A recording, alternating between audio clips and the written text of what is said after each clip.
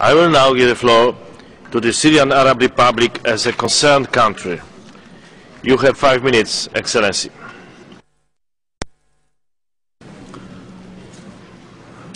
شكرا سيد الرئيس.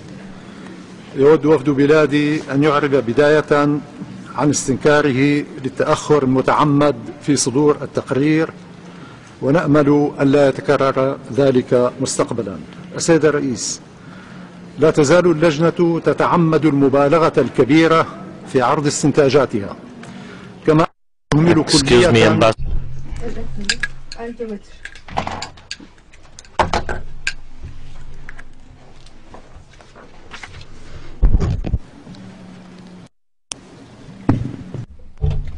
Translation is ready now. Go ahead, please.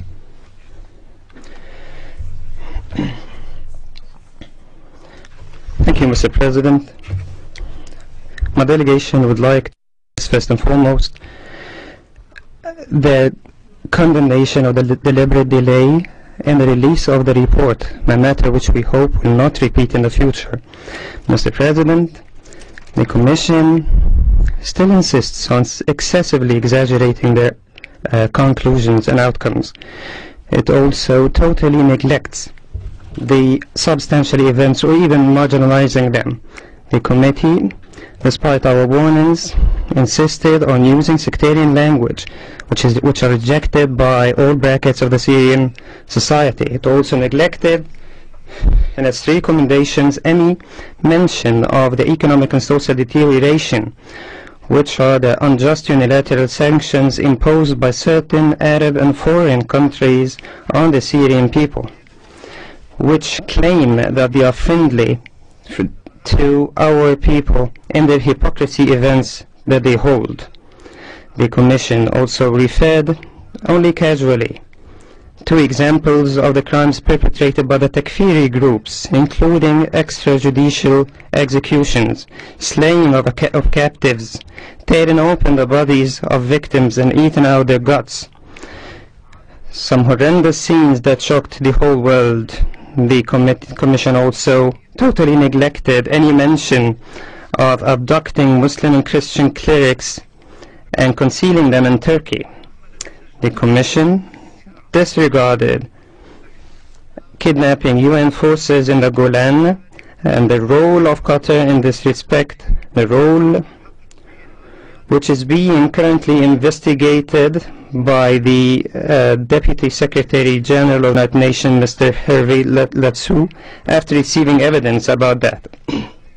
And mentioning the situation in Al-Qusayr, the Commission never referred to the hundreds of missiles launched against Lebanon in a desperate attempt to involve Lebanon in the Syrian crisis.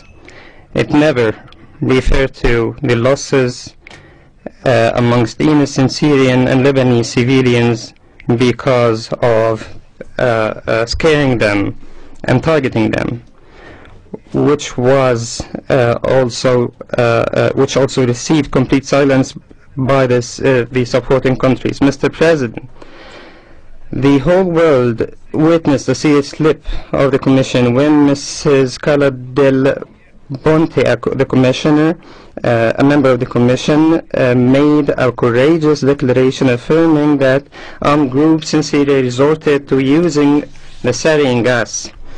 Only a few hours later, pressures intensified on the head of the Commission, who immediately issued a statement challenging the veracity of his colleagues' conclusions. The question now: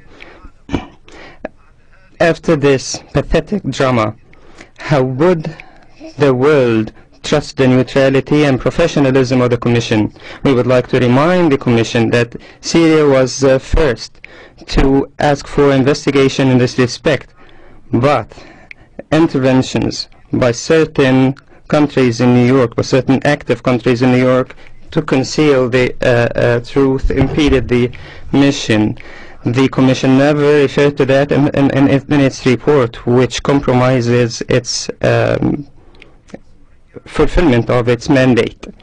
Syria would like to reaffirm once again, Mr. President, that it will not have confidence in the work of the Commission until the reports and the work of the Commission is courageous and truthful enough, and that it refers quite clearly to the destructive role played by certain states in fueling war, increasing killing in Syria, and that the Commission and we recommend that the Commission include Turkey and Qatar on the list of countries supporting terrorism according to Security Council Resolution 1373 and other relevant resolutions. Mr. President, this stark involvement by such states and the silence of the Inquiry Commission is a serious setback of the Charter and international law and its rules on the sovereignty of states and freedom of peoples, as sabotage to the international efforts aimed at finding a political settlement of this crisis in Syria. The international community and the International Commission for Inquiry should stop giving preference to these countries if they really want to find a peaceful solution to the crisis. And I thank you, Mr. President. Thank you, Excellency.